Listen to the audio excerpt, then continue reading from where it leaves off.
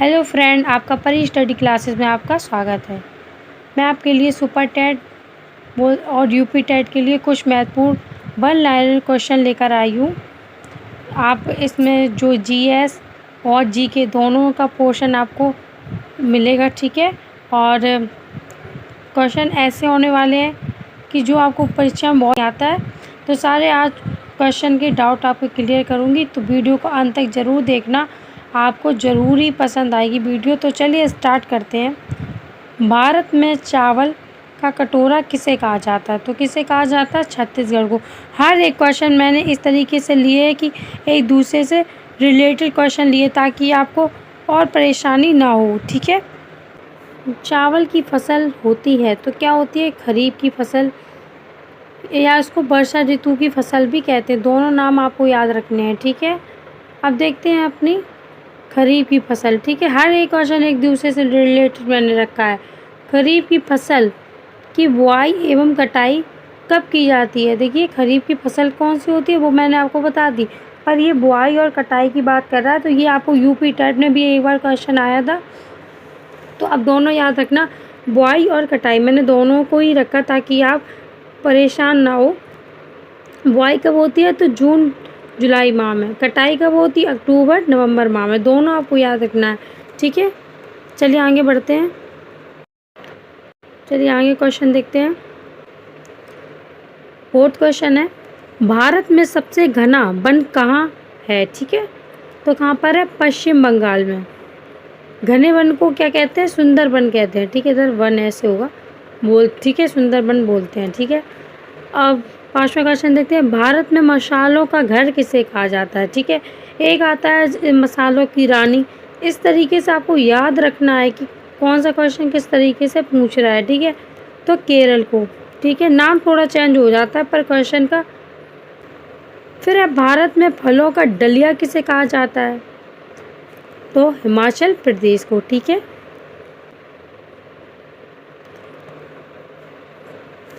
भारत में दलहनों की रानी किसे कहा जाता है? तो किसको कहा जाता है? मटर को, ठीक है। फिर है, भारत में दलहनों का राजा किसे कहा जाता है? देखिए, दोनों आपको याद रखनी है। ये सब आपकी आए हुए प्रश्न है, तो वही मैंने आपके लिए क्वेश्चन लेकर आई हूँ। तो चलिए देखते हैं, इसका आंसर हो गया चना को, ठीक है। नेक्स्ट क्वेश्चन देखते हैं, भारत में अनाजों का राजा किसको कहा जाता है? ठीक है, किसको कहा जाता है? तो ज्वार और बाजरा को, ठीक है। आपको ये याद रखना है, राजा की बात कर रहा है तो अनाजों का राजा की यहाँ बात हो रही है, ठीक है। ये सारे किसी की रानी किसे कहा था, फलों की रानी, क्या, मैंने सब कुछ इसी तरीके क्वेश्चन लिए ताकि जितने भी आज तक आपके कन्फ्यूजन थे कि राजा कौन था, रानी कौन था, अनाजों में, फलों में बहुत ज़्यादा परेशानी होती है, ठीक। इन्हीं चीज़ों को मैंने देखकर ये प्रश्न इसमें रखे हुए हैं। भारत में अनाजों की रानी किसे कहा जाता है? तो मक्का को, ठीक है। ये भी आपको याद रखना है। अभी मैंने आपको बताया था, आगे का क्वेश्चन भी दिखाती हूँ। भारत में अनाजों का राजा था शायद, ठीक है। अनाजों का राजा बोला गया था इधर, तो मैंने आपको बताया ज्वार बाजरा। अब यहाँ था अनाजों की रानी, ठीक है। ये आपको याद रखना है। अब देखते हैं, भारत में फलों का राजा किसे कहा जाता है? ये तो आपको पता होगा, आम को कहा जाता है। नेक्स्ट क्वेश्चन देखते हैं फ्रेंड, भारत में फलों की रानी किसे कहा जाता है? ये आपको अगर नहीं पता है तो आप जान लीजिए, राजा किसे कहा जाता है? आम को। ये तो सबको मालूम है, काफ़ी लोग जानते हैं, पर ये रानी शायद ही कोई जानता हो। जो भी जानता हो कमेंट में ज़रूर लिखिएगा कि हाँ आपको पहले से पता था, ठीक है। तो किसको कहा जाता है? लीची को। चलिए देखते हैं, भारत में हरा सोना किसे कहा जाता है? ठीक है, भारत में हरा सोना किसे कहा जाता है? आंसर है अफीम को। पूर्व उत्तर में, ठीक है, दोनों आपको याद रखना, ना आप गलत कर लो। वहाँ पर भारत के बारे में बात हो रही है, यहाँ पूर्व उत्तर में बात हो रही है, ठीक है। पूर्व उत्तर भारत में हरा सोना किसे कहा जाता है? तो यहाँ बांस हो जाएगा। अगर वो सिर्फ ये आपसे प्रश्न पूछे कि भारत में हरा सोना किसे कहा जाता है, देखिए, भारत में हरा सोना की बात करें तो आप अफीम को लगाएंगे, ठीक है। अगर पूर्व उत्तर भारत में हरा सोना पूछे तो आप बांस लगाना। देखिए, दोनों को आप को याद रखना है, ना आप गड़बड़ कराएं, ठीक है। ना आप बोले कि मैम ने इस तरीके का बताया था, गलत बताया था। तो मैंने आपको दोनों इसीलिए लिख दिए ताकि आप कंफ्यूजन ना हो इसमें, ठीक है। आते हैं पेय पदार्थों की रानी किसे कहा जाता है? तो चाय को कहा जाता है। ठीक है, सभी क्वेश्चन आपको महत्वपूर्ण ही मिलेंगे। मैंने सभी महत्वपूर्ण ही प्रश्न रखे हैं। और वीडियो अभी पसंद आई हो तो प्लीज़ फ्रेंड लाइक ज़रूर कर दीजिएगा। मैं आपके लिए इसी तरह की वीडियो लाती रहूँगी। आप अच्छे अच्छे कमेंट करना कि आपको ये वीडियो कैसी लगी और नेक्स्ट वीडियो किस टॉपिक पे चाहिए, मैं की वीडियो आ जाएगी। ठीक है, शाकाहारी मांस किसे कहा जाता है? तो किसको कहा जाता है? मशरूम को कहा जाता है। ये इम्पोर्टेंट क्वेश्चन है। चलिए देखते हैं पर्यावास, यानी पर्यावास क्या है कि पर्यावास किसे कहा जाता है? तो पर्यावरण में जीव का आवास को ही क्या कहा जाता है? पर्यावास कहा जाता है। ठीक है, अब देखते हैं नेक्स्ट क्वेश्चन देखते हैं कि शांति घाटी, ठीक है, शांति घाटी आंदोलन किस नदी के तट पर हुआ था? तो कहाँ पर होता? कुंती पुंज। ठीक है, नेक्स्ट क्वेश्चन देखते हैं शांत घाटी आंदोलन किस राज्य में हुआ था? ये भी आपको याद रखना है किस राज्य में हुआ था। तो ये केरल में हुआ था। ठीक है, अब सुगाता देखिए हर क्वेश्चन एक दूसरे से जुड़ा हुआ है, तो देखिए ये भी क्वेश्चन इसी से जुड़ा हुआ है।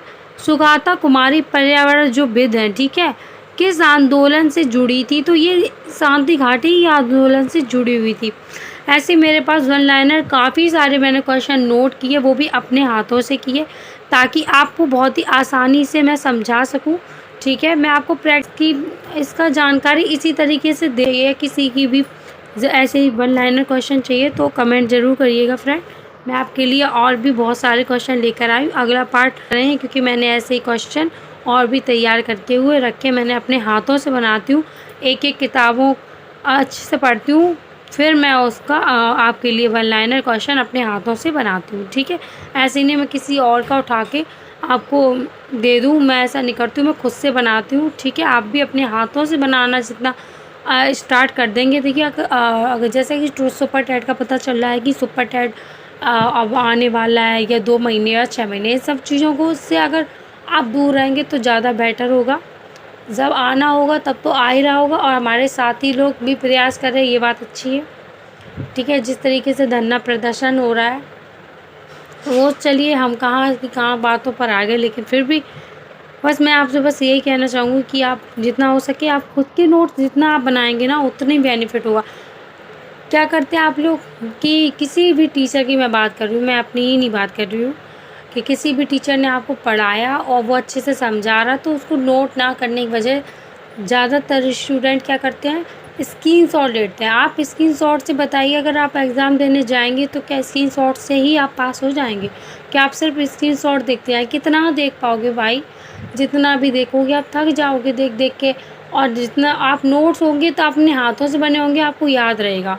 ठीक है, तो जो भी कोई भी टीचर हो, आपको अगर अच्छे से बता रहा है, समझा रहा है, ठीक है, प्रैक्टिस साइड में ही दिन भर आप लोग हम देखते हैं सबसे ज़्यादा आप लोग क्या करते हैं कि प्रैक्टिस साइड में ही अपना समय देते रहते हैं। बस प्रैक्टिस सेट देखिए, जब तक कॉन्सेप्ट क्लियर नहीं होगा तो प्रैक्टिस सेट आप चाहे कितने भी लगा लीजिए, आप पेपर क्वालिफाई नहीं कर पाएंगे। ठीक है, तो मेरी बात ये बहुत अच्छे से ध्यान समझ लीजिएगा।